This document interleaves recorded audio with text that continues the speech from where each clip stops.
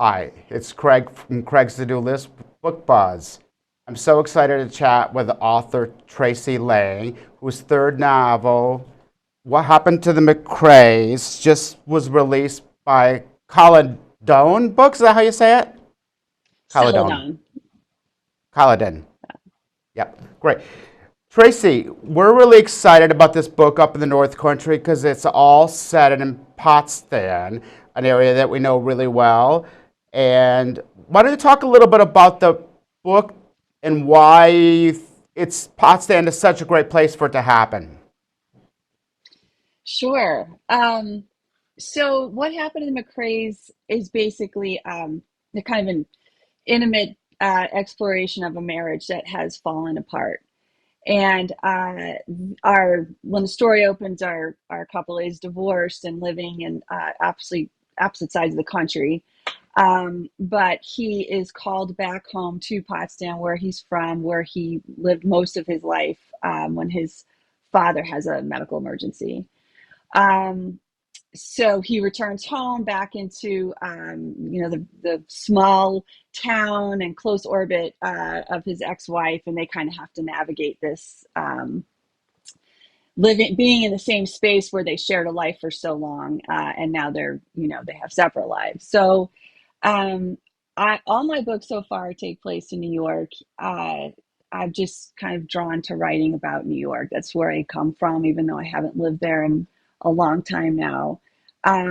But for this particular book, I knew it would be in New York, and I knew that I wanted a really small town. I was kind of looking for somewhere a little isolated where people often have to depend on each other, a winter town, lots of snow. And so I just started researching. I'd been to several places upstate. I had not been to Potsdam.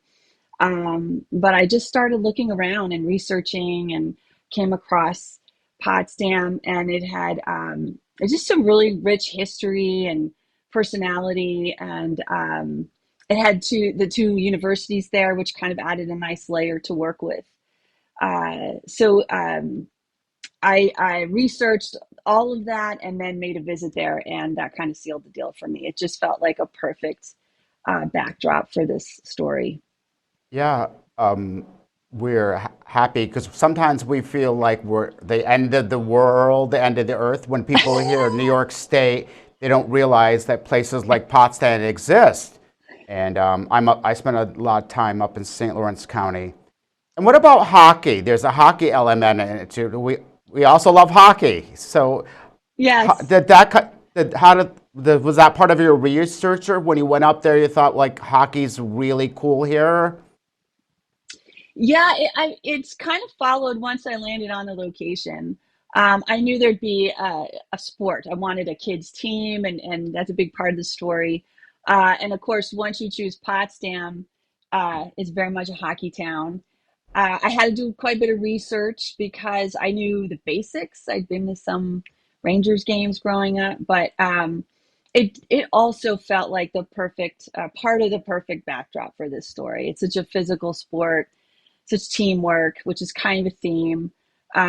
So yeah, it was a lot of fun doing the research, and I actually had a writer friend who's a hockey nut, and he was a bit of a coach to me. So yeah, once I landed on Potsdam, I knew it was going to be hockey. So then you learned all the terminology like hat trick and things like that. Yes, Yeah. yeah, it would amaze you how many YouTube videos I watched of middle schoolers playing hockey. Right. Um, Yeah, it was great. so talk a little bit about some of the themes that you're interested in as a writer. It seems to me that you love dealing with relationships and forgiveness and how we move past that and how no one's really a villain. Is that sort of a take on this, or am I just putting words in your mouth? No, no, that's pretty spot on. I love in all my books and ones I read as well as write, I love to dig into human nature and our motivations, why we do the things we do, especially the bad decisions we make, because I think we're all pretty well intentioned, but of course, at times we make decisions that end up hurting ourselves or others. and I just love to dig into all of that and family relationships. So yeah, this one focused on divorce. The first two were more about kind of siblings and that aspect of family, and this was it's a dual point of view book, so it's a pretty tight narrative, him and her and what happened here and what brought them together in the first place. There's kind of a dual timeline, and then, of course, what happened to bring about the end of this marriage. So, yeah, that's definitely kind of what I love to dig into. And the storyline's kind of like a dual time period, correct? It it Yes. takes place in the present and then in the past, and sort of how these tragic events unfolded in the past. And was that difficult to structure, or was that always part of the idea of this novel?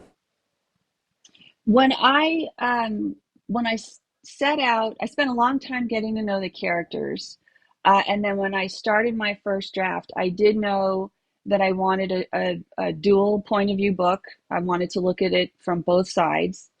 And I knew early on that I wanted that dual timeline so we could just sort of dip back into significant moments in their relationship along the way.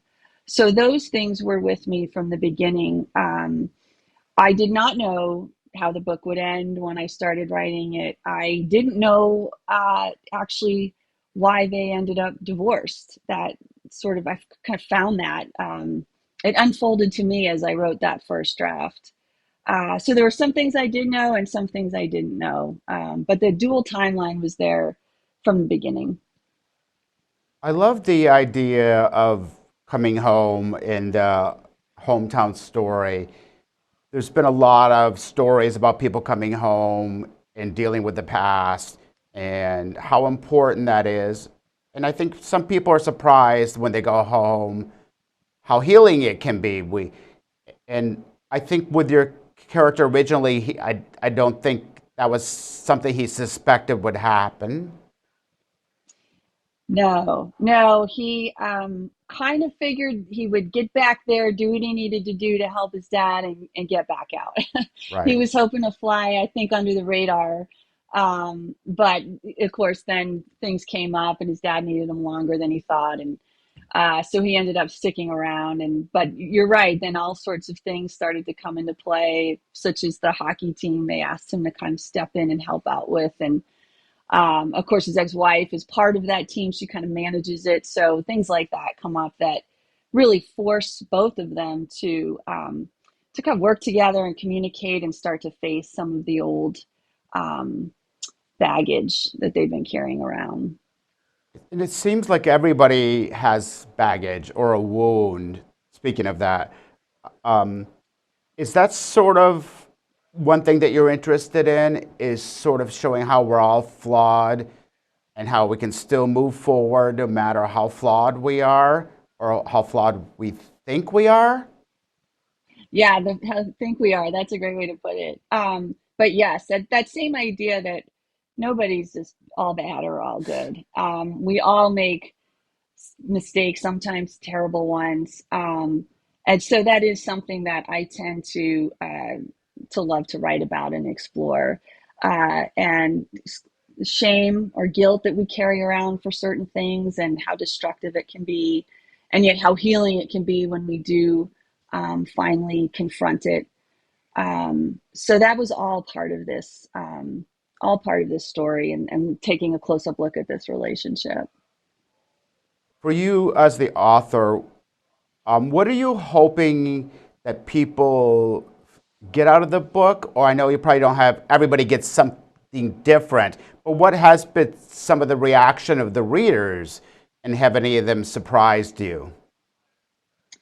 Yeah, I've had some great response to this book. It's been really some of it's been really touching. A lot of people, and I've heard this before in my other books, but particularly this one, just felt like the characters were so relatable. I had so many people email or message or post about feeling like they knew these people or that they lived in a town like this. Uh, that's one of the greatest compliments I can get is when someone from Potsdam or that area has reached out to say, I was a little skeptical when I picked your book up. You're not from here, but I think you did a good job capturing the spirit of the town.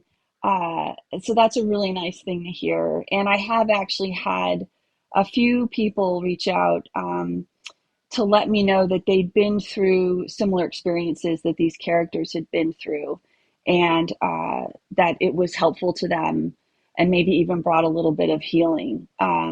So that those are really special moments as for me when I get messages like that. But it's been a lot of positive response. Some people just love the hockey, so I've gotten a lot of great response. And there's a whole new population out there that is now aware of Potsdam, New York, that never heard of it before. Really? Okay. Well, Yeah. I think the one thing that we deal with in this area, and we still deal with it in 2025, is the sense of isolation. Even though, they have the internet and everything, Sure. I go to St. Lawrence County a lot of time, and every time I go to Canton or Potsdam, I'm just like, it feels almost like a little time warp. You have to drive like over an hour to get to an airport. There's no train Yeah. station. There's something about that lends to like community cohesion and relying on each Hmm. other. Was that something that intrigued you? Yes, I knew that's what I was looking for this book. I just felt like it would be such a great setup for these two characters, coming back into each other's lives and having to face, and of course the town is aware of what's happened, and many people were affected by the same events that affected the two main characters. So um, again, it felt like a perfect backdrop. And I did live in a similar place for a long time. It was out west in North Idaho, but I anyone from Potsdam would probably recognize some things about it if they'd been there. And it did feel isolated, and the nearest airport there was an hour and a half away in Spokane. And so, having lived in a place like that for a while, I kind of knew that's what I was looking um, for this story. It's true, though. We see something on our news or hear it through the grapevine. Did you hear about so and so? Did you hear what happened? And everybody, it does. I mean, we have text now, thank God, but like we still find out about it very quickly. And I think I have friends that come visit me from New York City and they'll go to a restaurant and they're like, everybody says hello to you. They're like, how do you know everybody? I'm like, well, that's what happens up here. So, uh, Exactly, yeah. exactly. People know what's going on, and more than you want to sometimes, but it's just Exactly. it's Yeah. the way it works. Yeah. I wonder if you want to talk a little bit about, do you want to talk a little bit about the other two books, the titles and the settings of those while you're here? Sure. My first book was We Are the Brennans, and that took place in also in New York, but a little bit different down in Westchester, just north of the city. And that is also about a woman returning back to the family fold, to her brothers and her dad after being gone for several years. And uh, I forget who said it, but most books begin with either someone leaving or coming home. So I stick to that theme a lot. But it's a big Irish family, and all that comes with it. And the second book is The Connollys of County Down. Also takes place in Westchester, different area. But that book is about a woman who, as the book opens, she's returning home. She's being discharged from prison after serving a year and a half on a drug charge. And the story is very much about her having to kind of transition back to normal life and be part of her family again, and try to figure out how to rebuild everything from scratch. Right. Do you have any book signing events coming up at all on the East Coast or not? Um, I will be on the East Coast in October. And actually, I'm working with SUNY Potsdam reached out and asked if I would be able to come and do an event there. So I believe that's going to be later in October. Um, uh, I won't be on the East Coast before then, but there'll be a couple stops. But I'm looking forward to getting back to Potsdam. I think that'll be a lot of fun. Well, keep us posted. We would love to cover that, or I'd love to pop up and Yeah. see you. And what's a best place to buy your books? Do you have a preferred website or just? I have a website, traceylange.com, but they're available wherever, your local bookstore, or if Amazon's easier, whatever it might be, Barnes and Noble. It should be available in most places. Right. Tracey, it's been great chatting with you. Thank you for putting Potsdam on the map. We appreciate Yeah. that, and we love the shout out to hockey. Who knew hockey could be literature? Anyway, There thank you you go. again, and you can see more arts and entertainment stories on Craig's to-do list at